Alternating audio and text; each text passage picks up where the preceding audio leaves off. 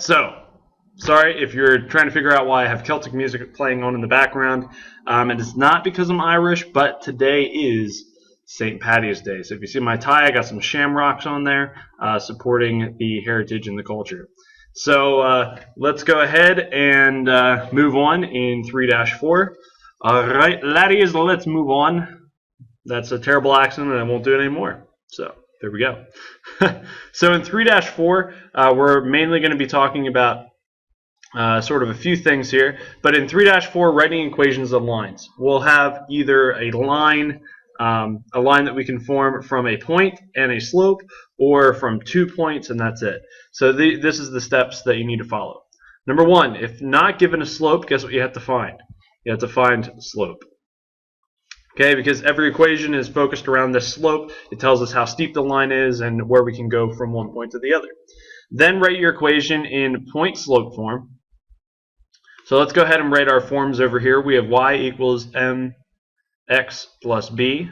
That's our slope-intercept. We have y minus y1 equals m times x minus x1. That's our point slope, and this is the one that we're going to start with. And then lastly, we have ax plus by equals c, and that's our standard form. Now the third step is, now that we have an equation in point-slope form, we can go to slope-intercept. And then ultimately we can get down to our standard form. But in this case, for these examples here, and in 3-4, I'm just going to be looking for you to put them into slope-intercept form, and that's it. So we're going from our standard form here, and we're going from our point-slope form into slope-intercept form. So many forms, all over the place. Watch out. Okay, so for the first one, we have our slope already, so we can skip step number one. Step number one's already done. Okay, slope we have is m. This is our point, so we're going to just plug it into this formula up here. Y minus -1, because we have a -1 there for our y, equals -2, which is our m, times x minus 2, which is our x value here. So we have our m, we have our y1, and we have our x1 already in place, so we're good to go. Okay, anytime that you have parentheses, what do you think you have to do? Yep, distribute. So we're going to distribute that -2 across. So we have y. We could change this to plus because we know that minus a negative equals positive. So we're going to add 1 equals -2x and then plus 4. Okay? Lastly, the last step to do is just a one-step equation. We're going to subtract 1, and we got y equals -2x plus 3. And that's our solution right there.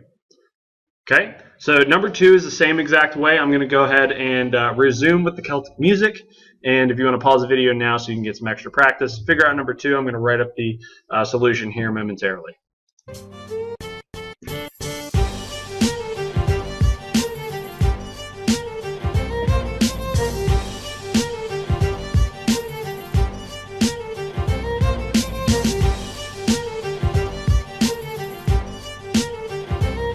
Okay, so number 2 is done. You can see the answer right there. So we have y minus 8 equals 3/4 times x plus 4.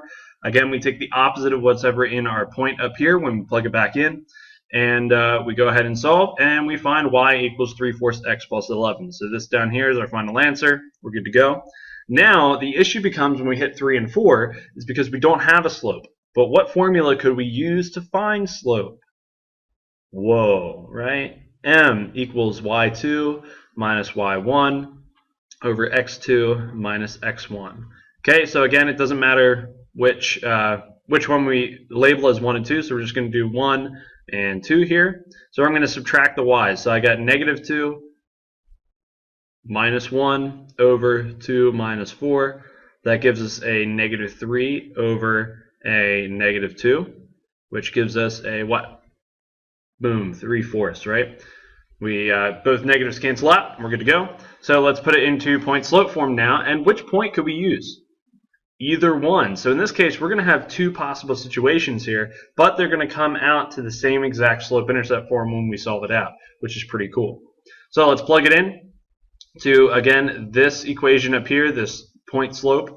We plug it in, and we got y minus, choose number 1, y minus 1 equals 3 halves. And this should be a half, sorry about that, That would have been confusing. There we go. 3 halves times x minus 4. And we're good to go. So we distribute. Let me change pens here so we can see a little bit more clearly. We are going to distribute this 3 halves across, and we know that we have y minus 1 equals 3 halves x, and then 4 divided by 2 is 2, 2 times 3 is 6, so we got minus 6. Okay, so we have minus 6, and then we're going to add this one across, add the one across, and we get y equals 3 halves x, and then minus 5. And if you use the other point, hopefully you can vouch for me that it does indeed come out to 3 halves x minus 5, and it should, because again, 2 points that are on the same line have the same result at the very end. Go ahead and pause the video, or just let the music ride as we start talking about number 4, which is, again, just like number 3, but you have to find your slope first. Okay?